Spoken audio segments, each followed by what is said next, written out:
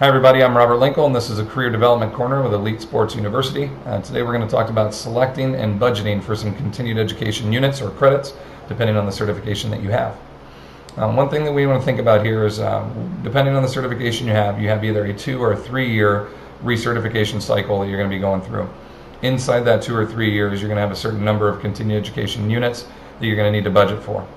Some of these can be $10 webinars, something along this lines, or something else that Elite Sports University offers, or you can go all the way up to a national level event where you're flying across the country, hotel, all your flight fees, your food, your registration, goodies and gifts, equipment, things you want to purchase when you're there, just a $500 to $1,000 investment that you're going to make to be able to go to one of these great events. I strongly encourage you to do that. However, you don't want to go putting all that on your credit card or just taking a big chunk out of your savings to do that when you can think ahead a little bit and budget for it. So a couple of things we want to think about first.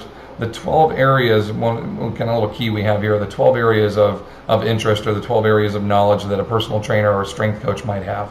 And these are the different areas that we talk about, all the special populations from disease, development with youth, special populations, and older adults, pregnancies and such, all the injuries, lower back, hip, elbow, shoulder, knee, and as well as some of the goals that people are training for, either strength gain or hypertrophy, either fat loss or weight management, speed and power production, or they're an endurance athlete. Okay, so looking at all those areas, we want to, number one, be a well-rounded professional that is pretty well educated on all 12 of those. So if you can take a realistic look at this, an honest look at this, and say, where am I great at, and kind of rank those areas, and then where am I lacking, and rank those areas.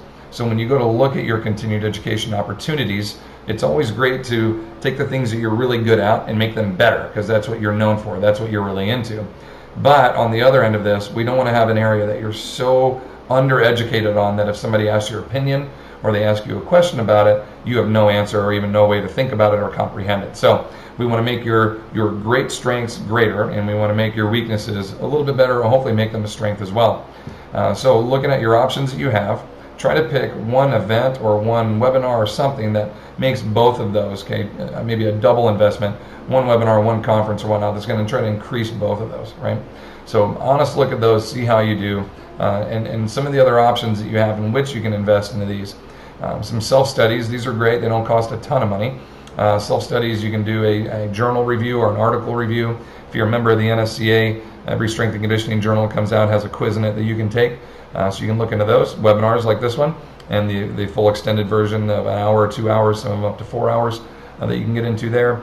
Online education courses like Human Kinetics offers opportunities for you to get on and do an interactive where you're maybe getting a certificate at the end of it, or shadowing sessions with other professionals within the field. Some other self-study options that take maybe multiple days to do, full book reviews, webinar series where you're doing multiple ones, online courses or internships. And then some of the other day events or multi-day events, you have local conferences and clinics, symposiums and such, all the way up to a national event where you're there for 3-4 days and you're really investing in yourself, maybe into some pre-conferences you're doing ahead of time, or another certification that you might be doing there. So you can see where these might add up, and you might have a lot of opportunities, things you want to go and do, but we're lacking the funds to do it. So a couple techniques that you can look into doing this.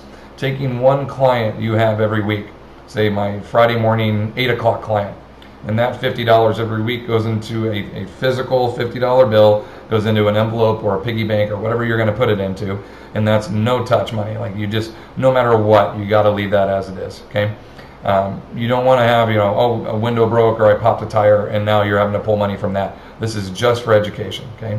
Or you can look at, if you're paid monthly or every other week or quarterly, however that goes, taking 1% of your big chunk and putting that away each time. When you take these little tiny bits out, it's not a huge amount of money that you're missing out of your regular week or your regular income that you need. However, you are being able to take a little chunk of money every time. And if we can do that over a quarter, over multiple quarters, or over the full year, you might have a big chunk of money there that you want to put into.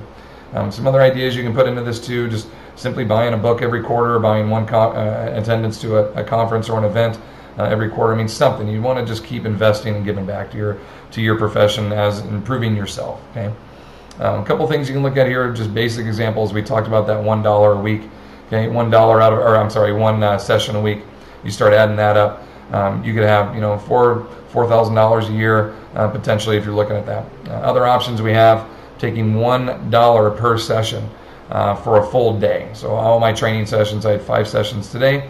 I'm going to take $1 from each of those. It's $5 today.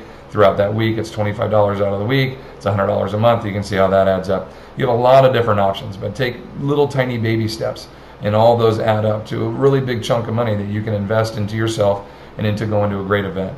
These events accompany more than just education. They give you networking opportunities, business opportunities, working with other professionals, maybe a business partner you're going to work with in the future someday. It's more than just earning the number of accredited CEUs that you need to keep your certification. It's investing in yourself and in your profession. So I really strongly encourage you to do that. Take the time to save those funds. Make sure you go to something that's worth it, that you're investing in webinars that you truly are learning something from, right? No bad investments. Always invest into a good product for your future and for your clients that you're going to be working with. I'm Robert Linkle. Here's my contact information and social media contact there as well. If you'd like to follow me on there, I'm more than happy to answer questions, whatever you'd like. Thank you for listening. Have a great day.